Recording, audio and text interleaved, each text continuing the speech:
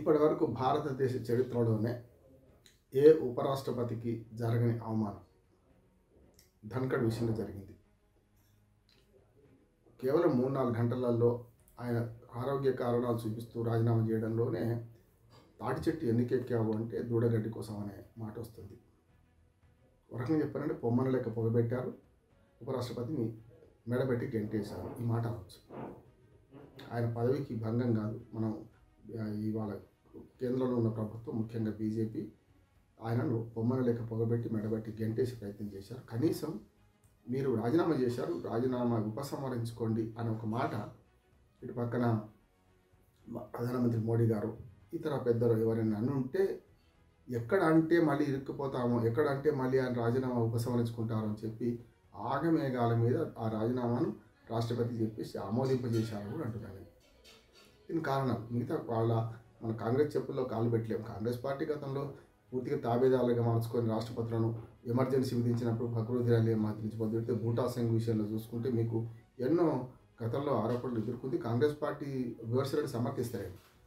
కానీ ఒక రకంగా చూసుకుంటే ఆయన ఆరోగ్య కారణాలు చూపించాడు. ఆరోగ్య కారణాలు అంటే ఏమిటి?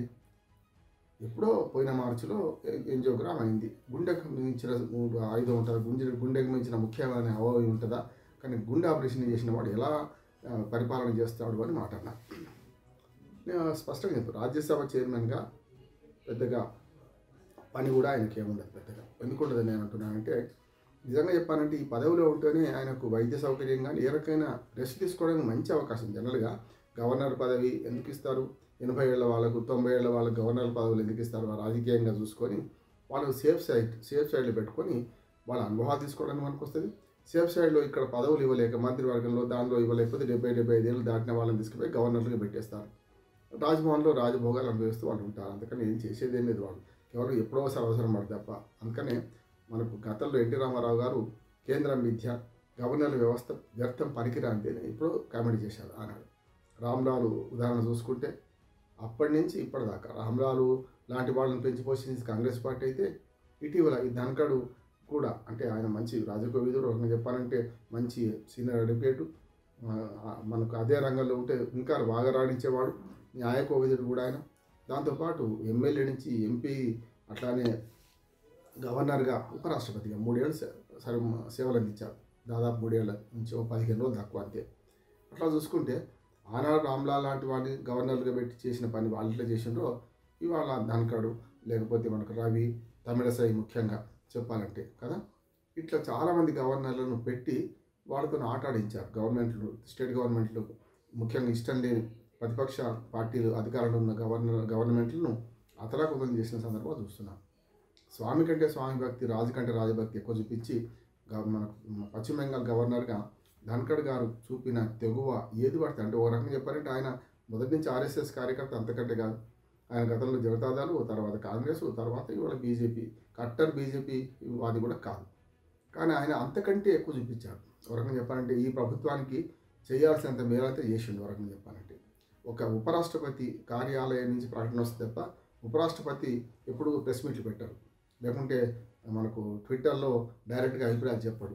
అటువంటిది రాష్ట్రపతి కార్యాలయం, ఉపరాష్ట్రపతి కార్యాలయం అని చెప్పి అక్కడి నుంచి ప్రెస్ నోట్లు వస్తాయి తప్ప రాష్ట్రపతి, ఉపరాష్ట్రపతి డైరెక్ట్గా మాట్లాడాడు. అటువంటిది ఆయన న్యాయ వ్యవస్థ గురించి నేను అభినందించాను, దాని ఏం లేదు. న్యాయ వ్యవస్థలో ఉన్న లోపాల గురించి, న్యాయ వ్యవస్థలో ఉన్న దుర్మార్గం గురించి, అవినీతి గురించి ఆయన ప్రశ్నించేది ఎవరు ప్రశ్నించలేదు. ప్రభుత్వంలో ఉన్నవాళ్ళు కూడా ప్రశ్నించలేదు.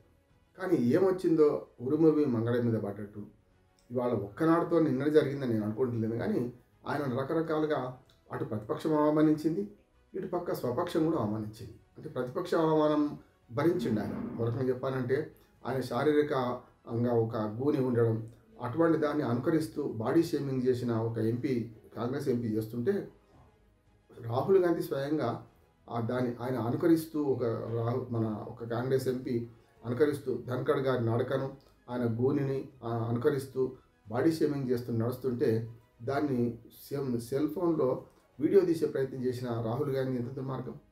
అంతేందుకు ఇదే ప్రతిపక్షాలు ఆయనను గతంలో రాజ్యసభ సాక్షిగా ఆయనను అవిశ్వాస తీర్మానం పెడతామని బెదిరించిన సంగతి చూశాం కదా. అంటే అక్కడ అటువంటి అవమానాలను భరించు. నిజంగా చెప్పాలంటే పెద్దల సభ, గద్దల సభ అని చెప్పి రాజ్యసభలో బెంచీలెక్కి కుర్చీలెక్కి ఈ నాయకులే ప్రవర్తిస్తుంటే రాజ్యసభ పెద్దల సభ కదా, ఇంత దుర్మార్గంగా ఎట్లా వ్యవహరిస్తారని ఆవేదన పడే సంగతి చూసాం. అంటే బీజేపీ ఎప్పుడు కూడా తనకు ఇష్టమైన వాళ్ళని అందరం ఎక్కిస్తుంది, ఇష్టం లేకపోతే దించి పడేస్తుంది, మెడలు బట్టి గెంటేస్తుంది అనడానికి మంచి ఉదాహరణ. అంతకుముందు మనకు వెంకయ్య నాయుడు గారు మా కేంద్ర మంత్రిగా ఉన్న ఆయనను అకస్మాత్తుగా రాజీనామా చేస్తారా, చేయరా, చేయండి మీకు ఉపరాష్ట్రపతికి మీకు ఇస్తున్నా అని చెప్పి ఆదేశిస్తేనే కదా ఆయన తన మంచి లౌక్యం తెలిసిన వాడు కనుక ఆ రాజీనామా చేస్తూనే ఒక మంచి మాట అన్నాడు, నేను ఉషాపతిగా ఉంటాను, ఏ పతి అవసరం లేదు, మిగతా పతులు అవసరం లేదన్నాడు. ఉషాపతి అంటే ఆయన భార్య పేరు కనుక ఉషాపతిగానే ఉంటాను అనే మాట మాట్లాడాడు కదా. చూసినా కదా ఆయన లౌక్యంగా ఉన్నాడు కనుక నన్ను పెద్దల్లో కలిపేశారు, ఆరాం కుర్చీలో కూర్చునిపెట్టారు, సలహాలపై పరిమితం చేస్తున్నారు, అందుకని ఉపరాష్ట్రపతి ఇచ్చారని చెప్పి ఎన్నోసార్లు ఆవేదన వెలిగించాడు. నిజంగా చెప్పాలంటే ఒక రకంగా చెప్పాలంటే ఉపరాష్ట్రపతి చేయగానే మనం అందరూ ఏమనుకున్నాం, ఉపరాష్ట్రపతి పదవి కాగానే ఆయన రాష్ట్రపతిగా ప్రమోషన్ రాష్ట్రపతిగా నియమిస్తారని అనుకున్నాం. అది కూడా మొత్తం తీసేశారు. 73 ఏళ్ళకే ఆయన ఇంటి దగ్గర కూర్చోబెట్టారు, చూసాం మనం. అందుకే అట్లా చూస్తే ఆనాడు ఉపరాష్ట్రపతిగా వెంకయ్య నాయుడుకు చేదు అనుభవం ఉంది బీజేపీతో. కానీ ఆ లౌక్యము మొదటి నుంచి ఆర్ఎస్ఎస్ కార్యకర్త, మొదటి నుంచి కట్టర్ హిందూవాది, కట్టర్ బీజేపీ కార్యకర్త కనుక ఎక్కడా బయటపడలే. కానీ అట్లా కాదు, స్వతంత్రంగా వ్యవహరించేవాడు. అందుకని ఇవాళ రెండు ఇంపీచ్మెంట్స్ను ఆయన రెండింటిని ప్రవేశపెడతానడం, స్వతంత్రంగా వ్యవహరించడం చూసాం మనం. కనుక ఒక రకంగా చెప్పాలంటే ఒక జడ్జి గారు హిందుత్వం మీద వ్యాఖ్యలు చేసిన ఆ జడ్జి గారిది ఇంపీచ్మెంట్ కోసం ప్రతిపక్షం నోటీసులు ఇస్తే ఆయనను చేయడం ఇష్టం లేదు వీళ్ళకు, ఎవరికి, బీజేపీకి. కనుక ఈయనను మాత్రం చేయడం ఇష్టం ఉంది. వర్మ, ఏది డబ్బులు కట్టలు దొరికిన వర్మ, కాలిపోయిన డబ్బుల కట్టలు ఆయన ఇంట్లో దొరికిన వర్మ కానీ ఇంపీచ్మెంట్ చేయడానికి ఇష్టం ఉంది. కానీ రెండు ఆమోదించాడు. అటు ప్రతిపక్షాలు ఇచ్చిన నోటీసును, ఇటు పక్కన అధికార పక్షం ఇచ్చిన నోటీసును రెండు ఆమోదించారు. అది వీళ్ళకు కంటగింపు అయిందని నేను అనుకుంటున్నాను. దాంతోపాటు ఒకసారి చూస్తే మనకు పెద్ద ఎత్తున ఇవాళ ఇది ఒక్కనాడు జరిగింది కాదు, ఈ పరిణామాలు వరుసగా వస్తూ ఆరోగ్య కారణాలు ఉన్నారు. కానీ ఒక రోజున ఆరోగ్యం చెడిపోలేదు. నిన్ను లోక్సభకు రాజ్యసభకు వచ్చిండు, మాట్లాడిండు, మీటింగ్లు పెట్టిండు.